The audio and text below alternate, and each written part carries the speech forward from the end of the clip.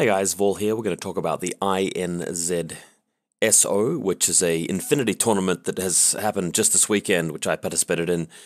Took my Yuching with the Imperial Service Sectorial, played 5 games with 16 people, including me. Everybody had a really good time, as we expected to, Infinity tournament.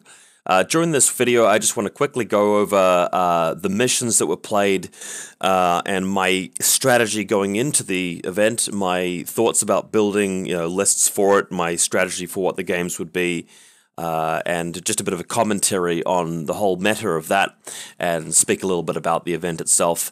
And then the following 5 bat reps that I post on my YouTube channel over the next week are going to be the bat reps of the 5 games that I played, so you can see how I did. So I won't spoil any of the results in this video, but we will talk over strategy and the thoughts about the event in this particular upload. So here's the players pack for the old INZO, held in Auckland, and we're playing 5 missions: Firefight, Power Pack, Supplies, Comm Center, and the Grid.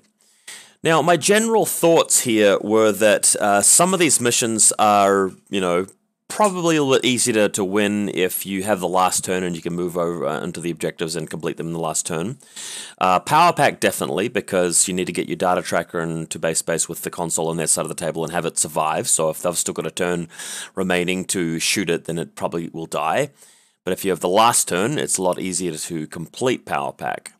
Also, there's a saturation zone, so being the player going first and trying to alpha strike, it doesn't really work well if you're going up against a lot of AROs. So that's one mission where it's a bit better to go second, but you can still win by going first, because if you overwhelm them and you control all the middle objectives, then you can make it really hard for them to respond. If you watch the previous video I uploaded with the cutter, that video demonstrates that mechanic quite well.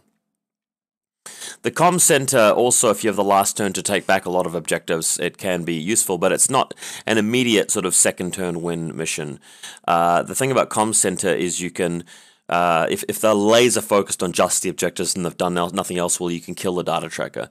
You can kill the designated target with your data tracker and kill more specialists and get it classified and actually get more points than they did, even though they took more consoles. Also, if you are going first and you really get a lock in the game and you really steamroll them, and you've captured about 6 out of 9 of them, it can be too difficult for your opponent to take them back if they have too few orders.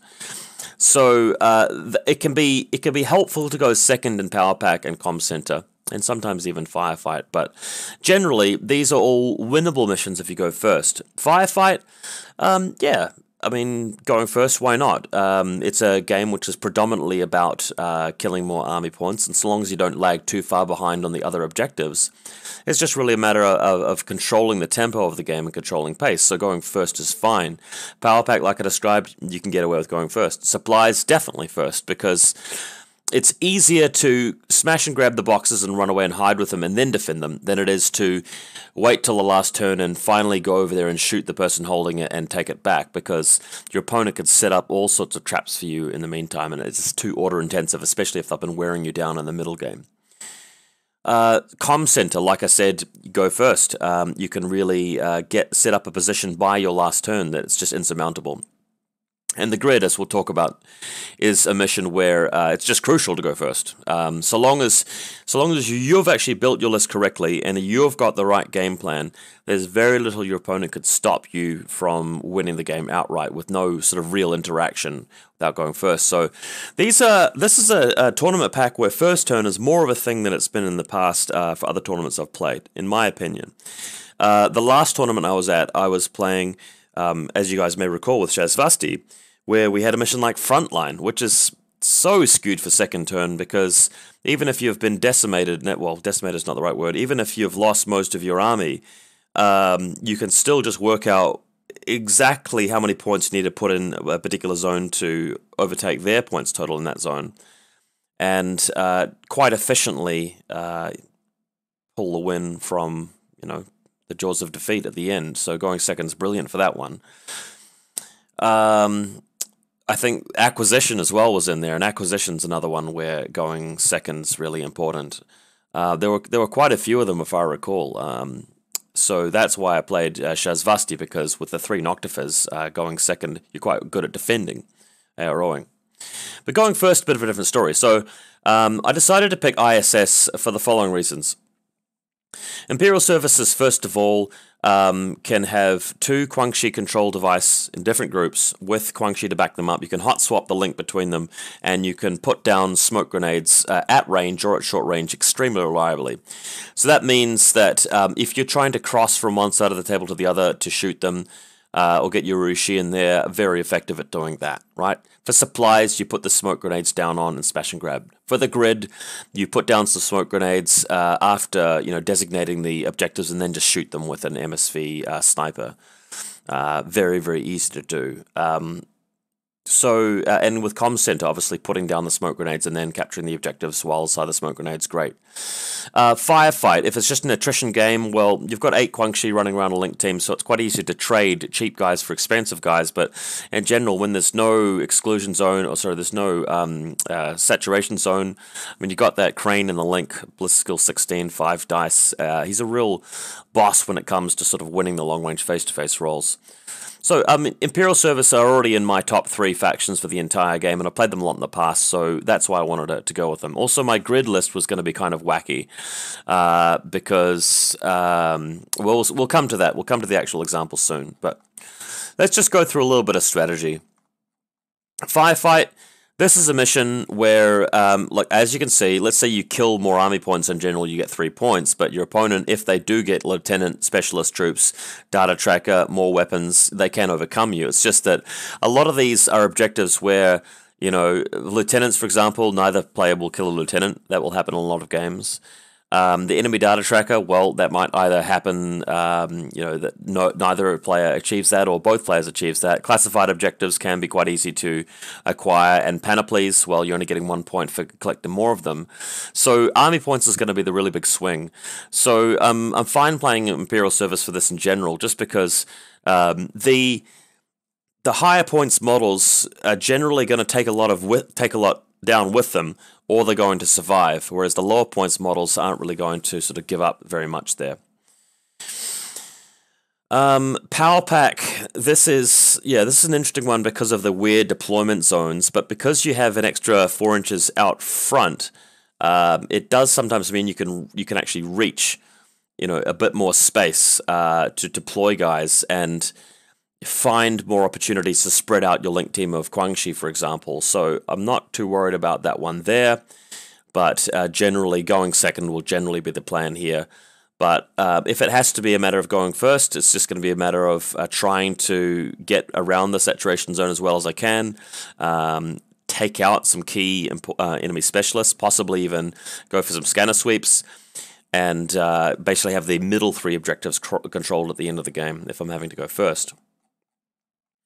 Supplies is just going to be a matter of, hey, if my opponent goes first and actually sets up the objectives behind a bunch of crazy koalas and mines, I'm going to try and send Quangxi in there, detonate, everything needs to be detonated, and bring in a Garuda maybe around the back and try and get to him in the last turn and pick the supply crates back up. If I have first turn, well, if he's got any MSV standing up, Crane Rank's going to go after that in the link team, and then I'm going to drop the smoke and then run away with, Sophitek very fast, Ninja very fast, Sophitek very good at breaking the boxes open. So that's the strat there. Comm Center, this, again, like my favorite mission, you're doing a lot of different things, killing a designated target with a data tracker. Crane's very good at doing that. Specialists, well, my specialists are often going to be fairly survivable. I mean, I've just got a hacker and a link team, Ninja, who can obviously stay in hidden deployment, Sophitek, who's actually kind of resilient. So hopefully I should be able to come on top with specialists, depending on the opponent. But really, with 20 orders in my list, or 19 plus an irregular, connecting the antennas should not be too much of a problem. Which just leaves the grid, which again, I'm just going to be hoping to win the roll for first turn. If I don't win it, the strategy is just to try and designate in as many antennas as I can and hope that, when my opponent cakes them back and tries to blow them up, that a lot of armor saves are passed. Or if I can see an opportunity to attack and move in with a Guangxi Link team and eliminate a very key objective blower-upper, something that has anti-material sort of weapon, if there's an opportunity for that to happen, that'd be great. But again, trying to shoot through that saturation zone makes it really difficult. So really just going to be hoping to win first turn. So let's have a look at what I'm playing here. So this list might be familiar to you guys if you've watched my YouTube channel for at least a couple of years. Back in the day, I used to play this a fair bit. So we've got the Crane with Spitfire, obvious choice there in the Link team. Now, you've got to take a Lieutenant somewhere, so you may as well take a Celestial Guard Lieutenant. That could be the Crane, but if he dies, then you're on lost Lieutenant, so that's not ideal. Obvious Guangxi control device, because you're going to be having the maximum Guangxi. The Hacker is needed because we're playing the Rushi into this. There's no reason not to play the Rushi if you're not playing a Xian Warrior, because the smoke is just so reliable. And then the multi-sniper, just because the Spitfire doesn't really cover that extremely long range band as well, so the multi-sniper is kind of needed for those really open tables. For Guangxi, obviously, going with the Garuda. Throughout my tournament, I felt like the Garuda this weekend didn't work out as well as I would have hoped. Next time, I think I'm just going to cut something out of the list and swapping from a Dakini HMG. But he is there just because a lot of the time the Link team's not going to be moving out. They're just going to be putting a bit of smoke down. Some of the orders are going to be going to the Guangxi, but this is a full group of 10, so you want something to funnel in into. The Garuda can be a good recipient of that if he comes down near enemy lines and in range with a basic combi rifle. Can actually get a bit of work done, but it's a bit situational. Group 2 has got 10 models in it, but one of them's the Warcore. He's on a separate page just because Army 6 just popped him out there because I had a Yud bot. But this has the basic Celestial Guard to fuel the Guangxi, the Ninja Hacker, obviously. Sophatech, you really need the Sophatech for classifiers and reviving the Crane and taking people out of jammer state and stuff like that. Rushi is a no-brainer. Super cheap model of what he does, and an extra specialist here. Although, looking back at my list, I felt like only having one specialist in Group 1, and that being a specialist that isn't really going to go out and press buttons, kind of hurt me a bit. So this list, I felt like looked pretty watertight when I created it, but as I played it again for another 4 or 5 games, I started to notice actually a few leaks here. So if I was to write this all over again, I might even have a specialist in Group 1 here instead of the Garuda, just to move out with, maybe even move the Ninja over there. And do it the other way around. Maybe not have the Garuda, but like a Dakini paramedic or something, and spend some extra points on maybe a Canren, like a Canren with Mad Traps and Killer Hacker could be fine. Actually, no, you can't have a Killer Hacker Mad Traps. Maybe just a Killer Hacker Canren is fine, just for a bit of reach out into the battlefield, and the Mad Traps help to protect would be pretty good. Now, the weird one, though, is the secondary list that I built specifically for the grid, and this is a strange list because I'm using the Xian as the lieutenant, giving me +1 SWCs, and I'm not even using my maximum allocation. I'm barely using anything. And the thinking here is that this mission isn't about killing your opponent most of the time. It's just about winning the game in your second turn. So the idea is that the multi-rifle, because there's going to be a saturation zone, he's going to be using the double action round and then splitting his fire from the Link team. If you're firing 2 separate shots at different targets, they're not affected by the saturation zone. So the idea is that in the group of 10 here, the smoke grenade can go down nearby. He moves into line of sight of a couple of more objectives and starts splitting his DA burst at them. And in group 2, the Bow Troop with a multi-sniper is doing a very similar thing. So both groups have got a Weibing Yaokong sensor bot, just because the Fort Observers are the best way of pressing the buttons. There's a Ninja there as a backup, so he can come out of camo, press a button, and then whack it with his double action close quarter weapon, using the very rare Martial Arts level 2 for the extra damage for the double action. And if everything goes wrong and I've only got a Sophatech left, well, she's got decharges. But the plan is really just to make a very decisive turn 2 push with the Zhanying Xian as Harris team and punch it out that way. But again, it's basically, this is a mission that comes down to winning the lieutenant role, which is kind of lame. A lot of people don't like that mission for this reason. And if you don't win the lieutenant role, you've got 3 options. Option 1, just going mad all in, trying to kill the things on their side that are capable of completing the objectives. Quite hard to do, especially with the saturation zone. And the penalty is really rough. I mean, building a list to do that from the outset is not really as high percentage a way of winning in the long run as something like this is, where you're at least trying to take first turn and actually blow up objectives. A second way to beat this thing is to go like heavy on the arrows. But again, like let's say you've planned to be able to win this mission from second turn, and you come up against these guys, right? So let's say you go really heavy on the arrow pieces, you've got knocked off a missile launcher or something in a linked team or TR bots galore. Well, army like this puts down the smokes first. Oh, sorry, they find the right angles to press the buttons first, which is doable, you know, with a little bit of, you know, careful play. Find the right angles, press the buttons, and then put some smoke grenades down. I mean, this is 18 orders we're talking about, right? So it's very doable. And then Xian and Bao Trooper just plink them off leisurely from range without taking any arrows. And then, of course, the third fallback thing for, you know, not winning the lieutenant's role is just hoping that your opponent isn't efficient enough, or their dice aren't good enough to kill and designated 5 objectives in the same turn. So that's the idea of it. So that's my strategy going into this particular event. And I'm sure you guys will be able to sort of compare my strategy to what actually happens in the very detailed and specific situational games that get played, and of course that I'll report on in my usual bat reps. Let's just have a quick look before I go and play Overwatch of some of the photos that we took. There was some people playing the new Star Wars game, Imperial Assault, or whatever it's called, which I quite like the look of. Quite cool battlefields, but everybody was asked to set up their lists, and so this just gives you an overview of sort of the meta, the kinds of people that were playing. So we've got somebody here running, this is actually my friend Ryan, who's running Fide, Tariq Mansouri, not in the same list because I did play him first round, all the Ghazis, of course. This is our friend Steve from Hamilton, who I played a couple of weeks back. You might have seen my game, Caronted versus his Nomads. He's even got the very brand new Holoman model, which looks sweet. I love his green color scheme, of course. This is another Hamilton player who we also met up with, showing off his very blue and dynamic Pano army. The old Admiral JCJF, who you guys know from the forums and the campaigns, and one of my regular opponents over the last few years, actually playing vanilla Pano this time around. So this is the first time we've seen him, well, first time we as the community have seen him come out of the old NCA to play something slightly different. So that'll be a bit of fun too. And of course, your boy, VaulSC.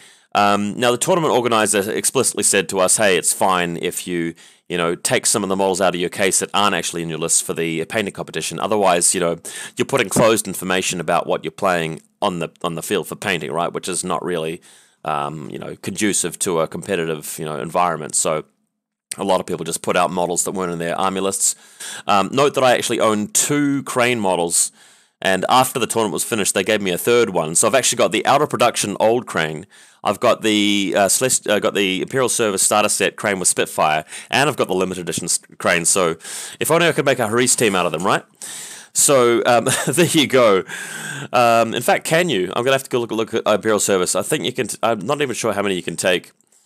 I know that I'm in the middle of recording a video and I can't be bothered editing this stuff out, but I'm just gonna quickly look at the Imperial Service sectorial page. Where's the old Crane rank? Availability 5. What? Special Fire Team Core, up to 3 Imperial Crane agents, plus 3. Okay, so I'm going to have to do a video later where you guys are going to watch me build a list that has 3 Cranes in them, because I've got 3 models. I've got to do it. Come on. It's just going to be a fun game. So we'll have 3 Cranes going at one point. Anyway, I won a prize for second best painted army, which was cool, because I do put some effort into my painting. I don't consider myself a top painter. I'm more like in the top 50% of any community. I'm in the top half, but I'm not one of the super cool, really good at painting guys, in my opinion. Over the last decade of wargaming, I've developed some techniques which paint models up very quickly so they look good from a distance. That's just what I do. I don't really go into the super finesse stuff. I don't use a lot of really good painting techniques. Our buddy Chris, known as, I think, Fathom on the forums, He is the only one of us who made it to CanCon, so those of you who saw a Kiwi player playing at CanCon and thought it was me, it was actually this guy, Chris Ford, playing as Onyx, which looks super cool here as well. Our buddy Ollie, who also is responsible for the company Battle Kiwi, who's now providing a lot of really good terrain and accessories for wargaming at the moment, not just Infinity but other systems, is playing US Ariadna for the first time. He's a really sweet look at his one, and he actually won top prize, best painted at the event. And I think it's especially because of these bases that just look so well sort of picked out, and his painting just looks so clean. And a lot of people like this sort of realistic sort of style.